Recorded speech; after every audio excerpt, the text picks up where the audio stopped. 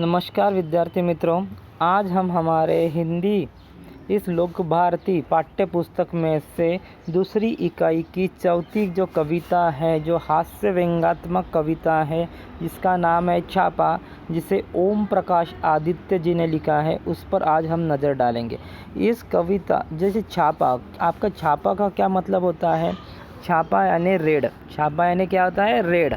आपको पता है कि इनकम टैक्स के अधिकारी, जो आयकर अधिकारी होते हैं, वो जो इल्लीगल पद्धति से जिन्होंने धन अर्जित करके रखा है या धन प्राप्त करके रखा है, इल्लीगल ढंग से अपने घर में छुपा कर रखा है, वो गुप्त जानकारी के आधार पर ऐसी घरों पर क्या करते हैं? घरों पर, कंपनियों पर छापा मारते हैं और छापा मारने के बाद उन्हें जो इल्लीगल ढंग से मिला हुआ पैसा है वो गवर्नमेंट को जमा करते हैं। तो इसमें जो है, इस कविता में ओम प्रकाश आदित्य जो इसके कवि है, उनके यहाँ भी इसी प्रकार का छापा पड़ा था।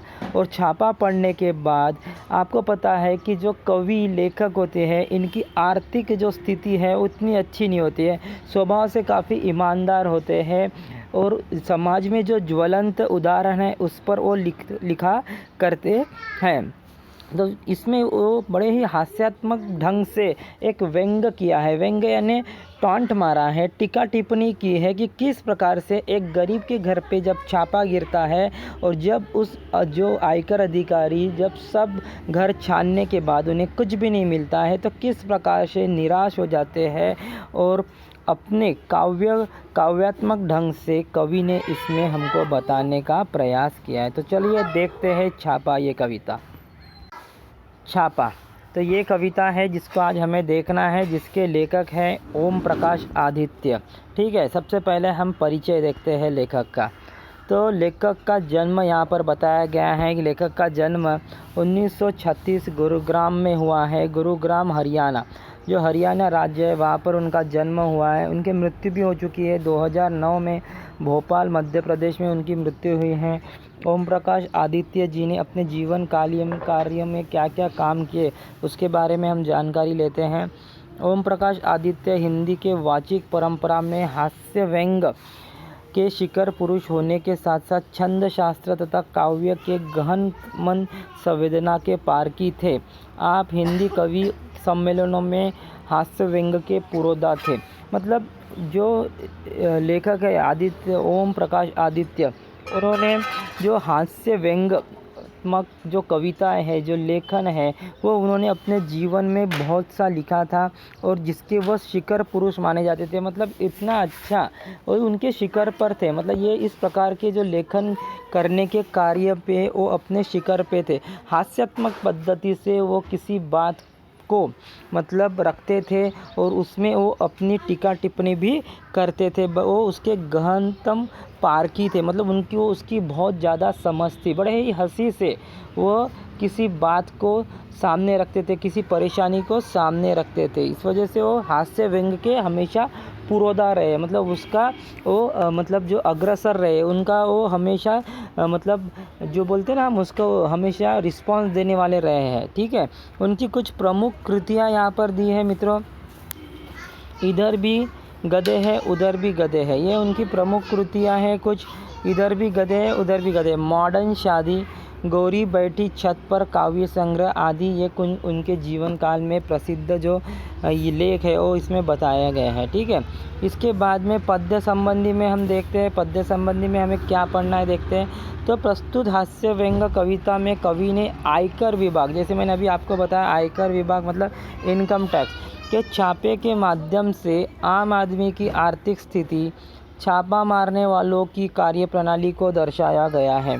मतलब आम आदमी की आर्थिक स्थिति, आपको पता है कि आयकर अधिकारी कभी भी गरीब, जैसे हमारे समान मध्यम वर्गीय लोग हैं, तो उनके घर में कभी छापा मारते नहीं है, क्योंकि उनके घर में ऐसा कुछ होता नहीं है जो उन्हें मिल सके। क्योंकि मतलब ये जो इल्लीगल ढंग से कमाया हुआ पैसा होता है, ये बड़े बड़े उद्योगपतियों के पास होता है, जो अपने पैसे को छुपाना चाहते हैं, इनकम टैक्स में राहत चाहना चाहते हैं।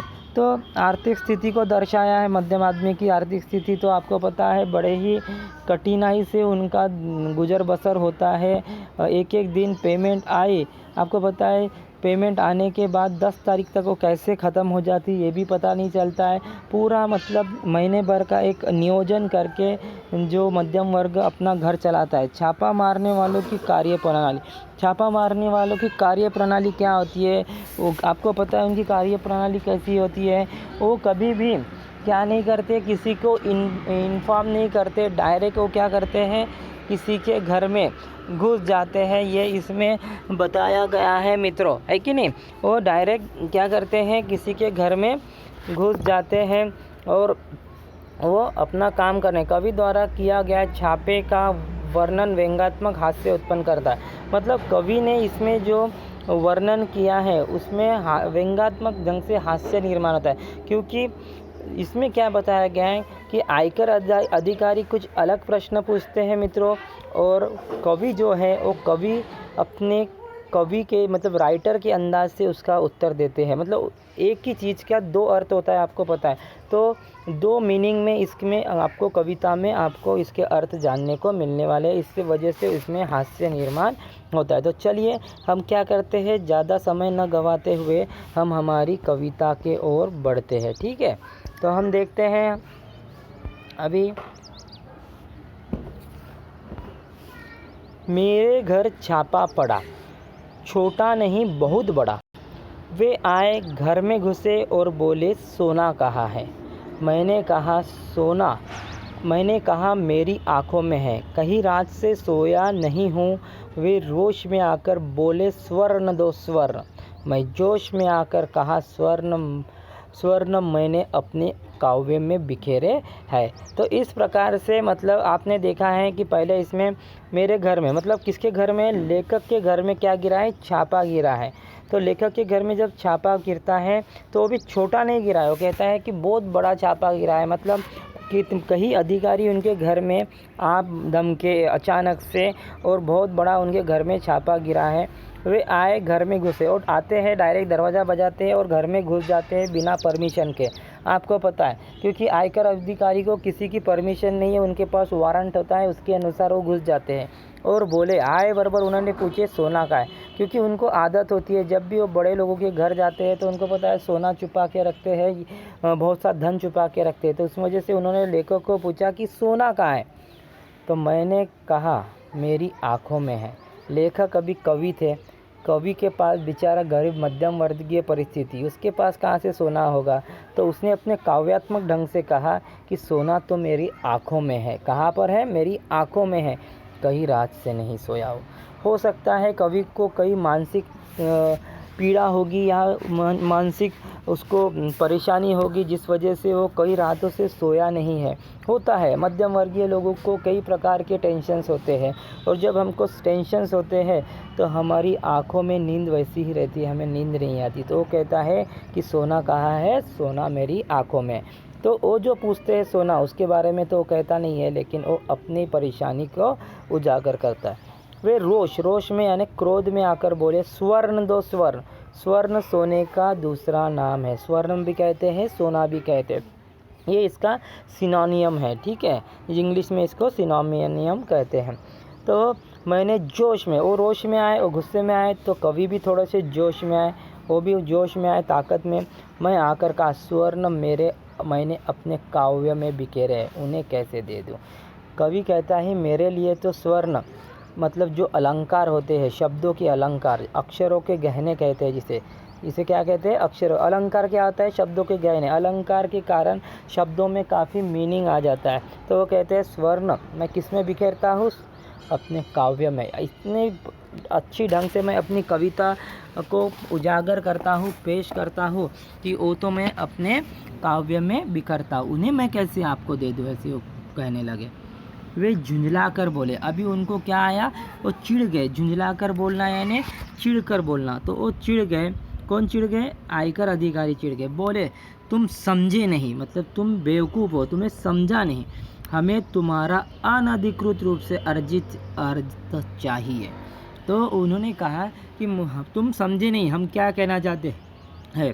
तो उन्होंने कहा मुझे हमें तुम्हारा अनधिकृत मतलब इल्लीगल ढंग से कमाया हुआ अर्थ यानी यहाँ पर धन, अर्थ यानी क्या हुआ, धन संपत्ति चाहिए। मतलब बहुत से लोग क्या करते हैं, अनधिकृत लोग रूप से धन कमाते हैं और उस धन के पीछे वो हमेशा भागते रहते हैं और इसी प्रकार से कभी उनके घर में रेड गिर जाती है तो वो पूरा जो पैसा है वो क्या हो जाता है, आयकर अधिकारी ले जाते हैं।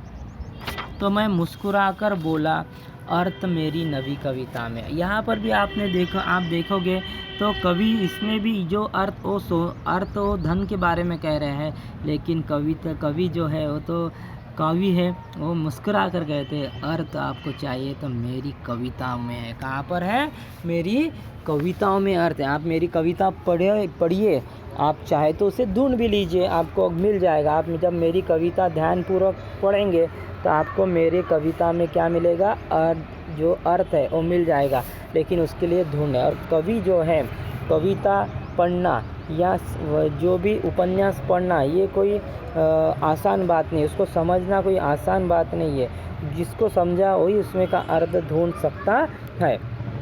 अब वो और गुस्से में आ गए, वे कड़क कर बोले, चांदी कहाँ है। क्या बोले वो, चांदी कहाँ है। अभी तक वो सोना कर रहे थे, अभी वो बोले जाने दो, इसके बाद सोना नहीं है लगता है। तब वो चांदी पर उतर आए। किस पर उतर आए, चांदी पर। तो कम से कम चांदी तो मिलेगी हमें। मैं भड़क कर बोला, इनको भी थोड़ा सा क्रोध आया लेखक को, मेरे बालों में आ रही है धीरे धीरे। वो बोले कि अभी मेरे बालों में धीरे धीरे चांदी आ रही है, मतलब उनके बाल जो है ये धीरे धीरे सफ़ेद। जैसे आप मेरे बाल देखोगे तो मेरे बाल भी उम्र के कारण धीरे धीरे क्या हो रहे हैं, सफ़ेद। तो धीरे धीरे मेरे बालों में भी चांदी आ रही है। वह उद्भ्रांत होकर बोले, उद्भ्रांत यानी परेशान, हैरान। उन्हें समझ में नहीं आया कि इसे कॉमन सेंस है कि नहीं, इसे समझ रहा है कि नहीं, हम क्या मांग रहे हैं इसे। ये अपनी ही बात कर रहा है, अपने ही लहजे में बात कर रहा है, सभी को ये परेशान करके रखा है। तो हैरान होकर बोले, ये बताओ तुम्हारे नोट कहाँ है। अब नोट आप सबको बताएं, रुपए जो नोट होते, ये बताओ तुम्हारे नोट। अभी सोना गया, चांदी भी चले गया, अब क्या बचा, नोट बचा। तो नोट कहाँ है, परीक्षा के 1 महीने पहले तैयार करूँगा। मतलब उसमें अब नोट्स पता है आपको, जैसे मैं आपको देता हूँ नोट्स किसी पाठ पर, तो हम कब देते हैं और बच्चे भी नोट्स कब तैयार करते हैं, परीक्षा के 1 महीने पहले। तो इस नोट का अर्थ वो उस नोट से ले रहा है जो हम पढ़ाई के लिए निकालते हैं। तो कवि ने कहा नोट्स तो मैं परीक्षा के 1 महीने पहले तैयार करूँगा। इससे वो जो आयकर अधिकारी वो पूरी तरह से परेशान हो जाते हैं और वो गरज कर बोलते हैं, गरज कर मतलब एकदम गुस्से में बोलते हैं, हमारा मतलब आपकी मुद्रा से है। मुद्रा आपको पता है कि पहले के ज़माने में मुद्राएं होती थी, सोने के सिक्के, चांदी के सिक्के, वो मुद्राएं होती थी। आज तो नहीं है, लेकिन पहले के ज़माने में। तो उन्हें समझाने का प्रयत्न करते हैं कि नोट यानी मुद्रा, नोट यानी क्या, मुद्रा।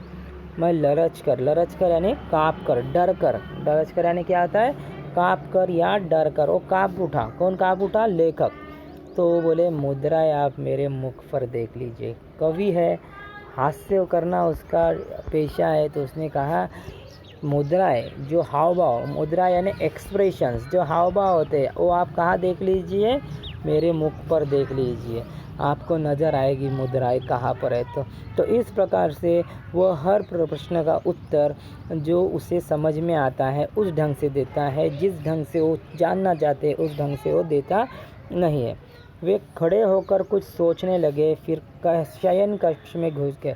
उनको लगा कि ये लेखक पागल है और इससे पूछने में कोई अर्थ नहीं है। मतलब वो अभी समझ गए कि लेखक पूरी तरह से पागल है, इसे पूछने में कोई अर्थ नहीं है। तो वो कुछ सोचने लगे कि अब क्या किया जाए, यहाँ पर आकर हम तो निराश होकर ही जाना पड़ेगा, ऐसे उनके लग रहा था। और आयकर अधिकारी को पता है कि हमेशा आदत होती है कि कुछ न कुछ लेकर जाने की, और यहाँ पर वो एकदम निराश होकर जाने के लिए सोच कर वो परेशान होने लगे, कहने लगे। फिर वो कहाँ घुस गए, शयन कक्ष यानी जो बेडरूम होता है ना मित्रों, वहाँ पर वो घुस गए। उनको लगा कि हो सकता है, आपको पता है आपने फिल्मों में वगैरह देखा है कि हर चीज़ वो देखते हैं, सिलेंडर तक देख लेते हैं, हर चीज़ वो देख ले, तकिया देख लेते हैं, जो भी उनको लगता है शक की नज़र से वो सभी चीज़ों पर वो क्या करते हैं, आयकर अधिकारी नज़र डालते हैं। तो शयन कक्ष में घुस गए और फटे हुए तकियों की रुई नोचने लगे, जो पहले से लेकर अब देखो लेखक के घर में तकिए कैसे थे, फटे हुए। मतलब इससे आपको लेखक की अवस्था पता चलेगी, उनकी आर्थिक स्थिति पता चलेगी कि वो कितना ज़्यादा गरीब थे, ये आपको इसमें से पता चलेगा। और उस गरीब घर के अंदर, बेचारे के घर के अंदर उन्हें क्या ऐसे मिलेगा जो इसके लिए वो आए हैं। तो वो फटी हुई तकिए की जो अधिकारी लोग हैं वो रुई नोचने लगे, मतलब उनमें से रुई नोचने लगे, देखने लगे कि इसमें हमें कुछ मिलता है क्या। फिर उन्होंने टूटी अलमारी को खोला। उनके लेखक के घर की जो अलमारी भी है मित्रों, वो भी कैसी थी, टूटी। मतलब यहाँ पर आप देखो कि अलमारी भी टूटी उनको मिली है। तो इस प्रकार की वो लेखक के घर की हालत, तकिया फटी हुई, अलमारी टूटी, उसको भी उन्होंने खोल कर देखा। रसोई में कि खाली पीपियों को टटोला। जो खाली पीपियाँ थी, पीपियाँ यानी लोहे के डिब्बे जिसमें हम अनाज वगैरह भरते हैं ना, जिसको इंग्लिश में हम ड्रम्स कहते हैं, जो अनाज भरने के लिए हम रखते हैं। तो रसोई की खाली पीपियों को भी उन्होंने टटोला यानी निरीक्षण किया, उसको चेक किया। बच्चों की गुल्लक तक देख डाली। जो बच्चों के पिगी बैंक्स होते हैं ना, जिसमें छोटे बच्चे पैसे जमा करते हैं, इस प्रकार से होते हैं, तो उसमें वो तक उन्होंने देख डाली। मतलब उनको जहाँ जहाँ उनका डाउट गया, जहाँ जहाँ उनको शक हुआ, वह सब उन्होंने चेक किया, पर सब में मिला एक ही तत्व, खाली। लेकिन जहाँ जहाँ उन्होंने देखा सभी में सभी तत्व कैसी थे, खाली थे। उन्हें जो चाहिए था वो किसी में उन्हें नहीं मिला, क्योंकि उस लेखक की आर्थिक स्थिति उस प्रकार की थी ही नहीं, है ना। हमने देखा इसमें कनस्तरों को, कनस्तर यानी टीन के पीपे, जो टीन से बना हो, टीन आपको पता है एक मेटल होता है, तो टीन से बने हुए जो पीपे हैं। मटकों को भी ढूंढा उन्होंने, सब में मिला शून्य ब्रह्मांड। शून्य ब्रह्मांड मतलब पूरा खाली संसार। शून्य ब्रह्मांड यानी खाली संसार, मतलब कुछ भी नहीं मिला। जहाँ वहाँ उनको निराशा ही हाथ लगी। जो भी उन्होंने चेक किया, कनस्तर चेक किया, मटकों में देखा जहाँ में हम पानी रखते हैं, सब उनको खाली मिला। शून्य ब्रह्मांड मतलब पूरा खाली, कुछ भी उनको वहाँ पर मिला नहीं।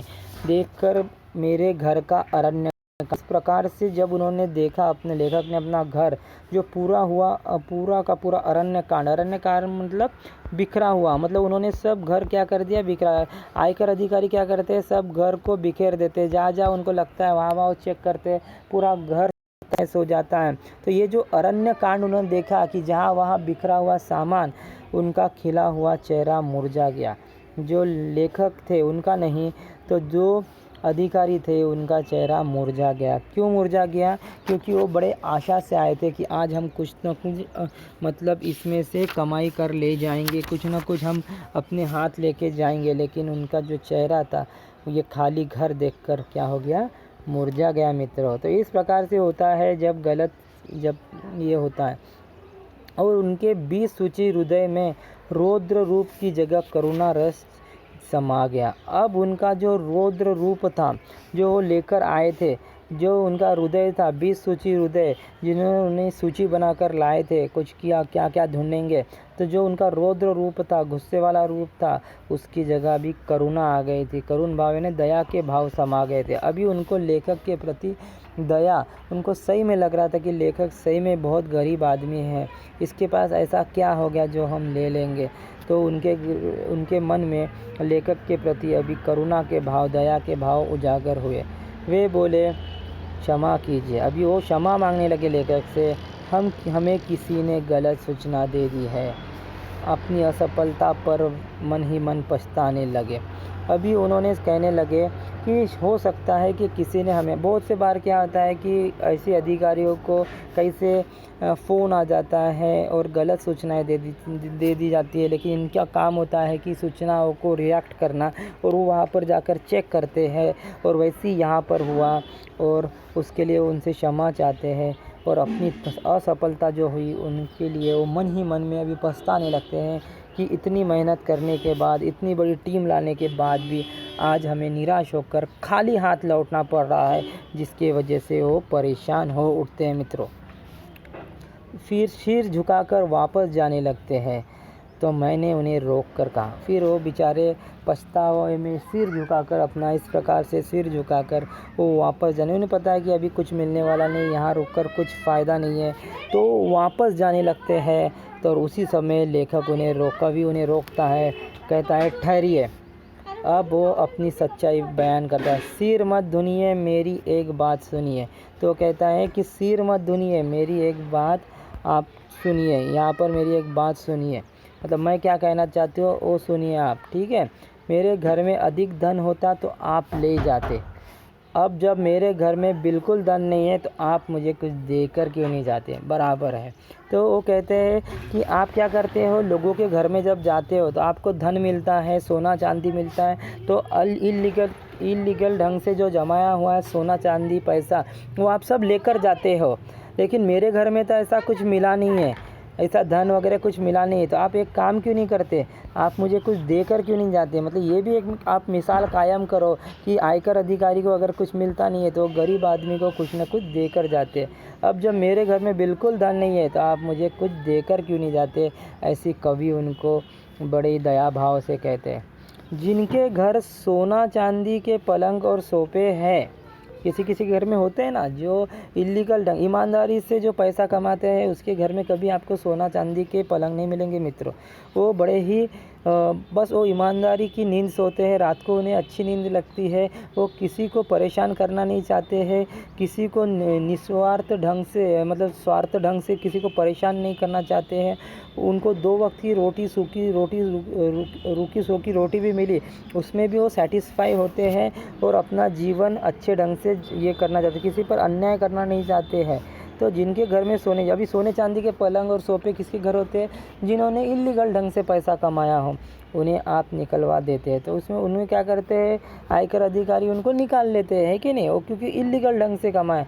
बहुत अच्छी बात है, मतलब लेखक कहता है ये अच्छी बात है, क्योंकि ये क्या है, ये उसने गलत मार्ग से पैसा कमाया, इसको निकाल कर इसको गवर्नमेंट में जमा कर दो ताकि इसके द्वारा मतलब समाज के लिए कुछ अच्छा काम किया जा सके, है ना, निकलवा लीजिए।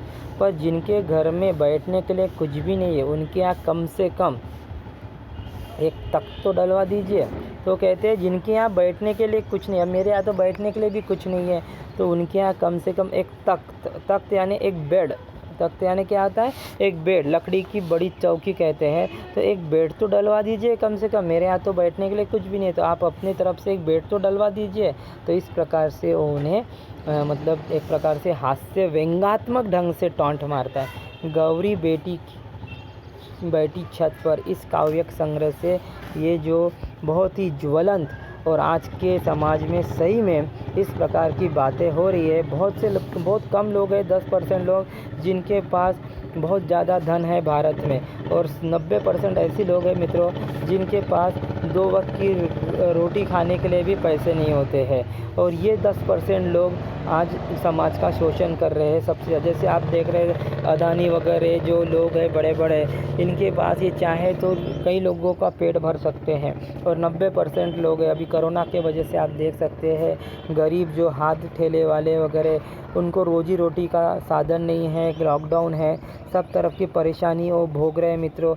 तो ऐसे लोगों की कितनी परेशानी होती है, और ऐसे घर में अगर आयकर का छापा पड़ जाए तो ये तो एक मतलब उनके ज़िंदगी पे किया हुआ है मजाक है मित्रों, है कि नहीं, मजाक है एक ज़िंदगी में किया हुआ। तो इस प्रकार के किसी के साथ नहीं हो। जो अमीर है उन्होंने समाज के लिए कुछ न कुछ अपने तरफ से अपना दिल साफ करके कुछ न कुछ समाज में मतलब उन्होंने योगदान देना चाहिए। ऐसी जो क्या दुर्बल घटक है इनकी उन्होंने मदद करनी चाहिए, और सबको कम से कम 2 वक्त की रोटी तो उनको ईमानदारी से खाने का अधिकार उन्होंने देना चाहिए। मित्रों, आप अपने जीवन में जब बड़े होगे तो अपने जीवन में निस्वार्थ भाव लाकर समाज में लोगों की मदद, अपने कारण किसी को परेशानी न हो, यही आपको सोचना है मित्रों। तो इस पर आधारित मैं आपको कुछ प्रश्न देता हूँ मित्रों, आप निश्चित रूप से उसको सॉल्व करके व्हाट्सएप ग्रुप पे भेजिए। तो पहला प्रश्न है मित्रों, संजाल पूर्ण कीजिए। छापा मारने वाले द्वारा कवि से मांगी गई चीज़ें, जो छापा जिसने मारा मतलब आयकर अधिकारी, उन्होंने कवि से कौन सी चीज़ें मांगे वो आपको इस संजाल में लिखना है मित्रों। ये संजाल दिए है, इसको पूर्ण करना है। ये संजाल में लिखना है कि कवि को मतलब जो आयकर अधिकारी है उन्होंने क्या मांगा, ठीक है। दूसरा प्रश्न है, ये वस्तुएं खाली थी। कौन सी वस्तुएं खाली थी उसको ये बॉक्स में भरना है मित्रों। कौन सी वस्तुएं खाली थी वो 4 बॉक्स में आपको भरना है मित्रों। आपको लिखना है कि ये वस्तुएं खाली थी। आप जब कविता पढ़ेंगे या समझेंगे आपको पता चल जाएगी कौन सी वस्तुएं खाली थी। फिर तीसरा प्रश्न आपको लिखना है मित्रों, पद्यांश में प्रयुक्त शब्द जो आए हैं जैसी धातु, तो कौन से धातु आए हैं उस धातु का यहाँ पर नाम लिखना है। फिर फर्नीचर, कौन सा फर्नीचर यहाँ पर आया है उसका आपको यहाँ पर नाम लिखना है मित्रों, और इसे अपने व्हाट्सएप के ग्रुप में शेयर करना है। इस पर आधारित स्वाध्याय उस पर भी हम चर्चा करेंगे। आज फ़िलहाल के लिए इतना कीजिए और व्हाट्सएप के ग्रुप में भेजिए। धन्यवाद मित्रों।